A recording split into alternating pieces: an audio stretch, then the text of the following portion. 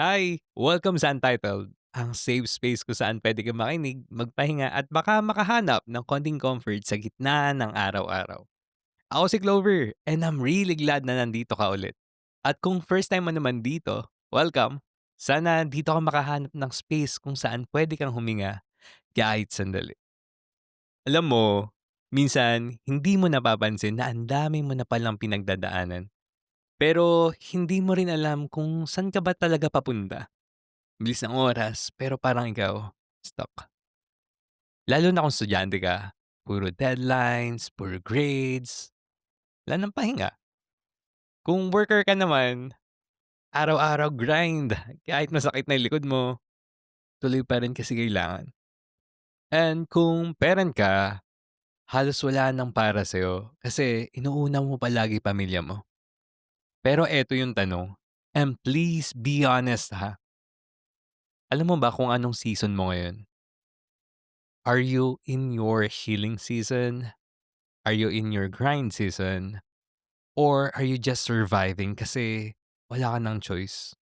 Kasi minsan, hindi ka naman talaga lost. Baka nasa season ka lang na hindi mo pa naiintindihan. You have to figure out what season you're in right now. Do you want to stay small or are you ready to say, you know what?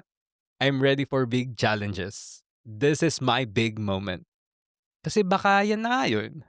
Baka ito na yung chapter kung saan dapat mo nang itigil yung pagiging takot at simulan mo na yung pagiging ready. Hindi mo kailangan maging ayos na ayos para magsimula. Hindi mo kailangan buo para mag-take ng risk. Kailangan mo lang ng kaunting tapang. Yung tipong kahit nanginginig ka, sasabihin mong, let's go! I'll try again. Sabi nga sa isang kanta ni Natasha Bedingfield, the rest is still unwritten. Ang ganda 'di ba? Kasi kahit ilang beses ka pang nadapa, may page pa din sa book na hindi mo pa sinusulatan. And that means may chance ka pa. Hindi pa tapos ang kwento. Hindi ko alam kung anong pinagdadaanan mo ngayon, pero alam ko 'to, pagod ka. Yung tipo ng pagod na hindi lang physical, kundi emotional, mental, and spiritual. Pero hindi ka ginawa para manatiling pagod lang. You're meant to move. You're meant to grow.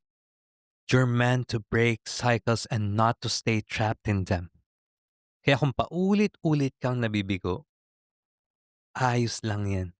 Pero sana, wag mong gawing bahay yung sakit. Daanan mo lang. Wag mong gawing address yung temporary pain.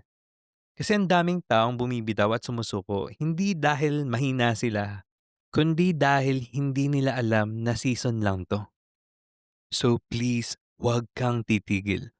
Kung estudyante ka, tapusin mo yan. Kung employee ka, keep showing up. And kung magulang ka, please, alagaan mo rin yung sarili mo. Hindi ka nag-iisa. We are all rooting for you kahit hindi mo kami naririnig, kahit hindi mo kami nakikita. Maybe this is your becoming season. Yung season na hindi comfortable pero kailangan. Kasi growth is not supposed to feel easy. It's supposed to feel different. Kaya kung ang buhay mo ngayon ay parang ang gulo, baka hindi ka nasisira, baka binubuo ka, baka hindi ka tinatanggalan, baka nililinis ka para sa mas malaking blessing na marireceive mo. And I know mahirap, pero promise, may araw na marirealize mo na worth it. Worth it lahat ng pagod mo. May araw na masasabi mong, aba, oo nga no, ito pala yung dahilan kung bakit ako pinatibay ng panahon. And when that day comes, you'll be proud you didn't give up. You'll be proud you stayed. So, whatever season you're in right now, healing, hustling, or hurting, please don't stay stuck there. Feel it, learn from it, then move forward. Kasi lahat tayo may sariling timing. And if no one has told you lately, we are all rooting for you. Lahat kami napagod din pero patuloy pa rin. We're silently cheering you on. Kaya sige, magpahinga kung kailangan. Pero pagkatapos nun, bumangon ka ulit. This might just be your big moment. Ako si Clover, and here's my gentle reminder. You don't have to have everything figured out to begin again. Hindi mo kailangan perfect para magtagumpay. You just need to trust your season. And when it's time to bloom, don't hold back. Hanggang sa susunod na episode ng Untitled, ingat ka palagi and remember, you are built for this.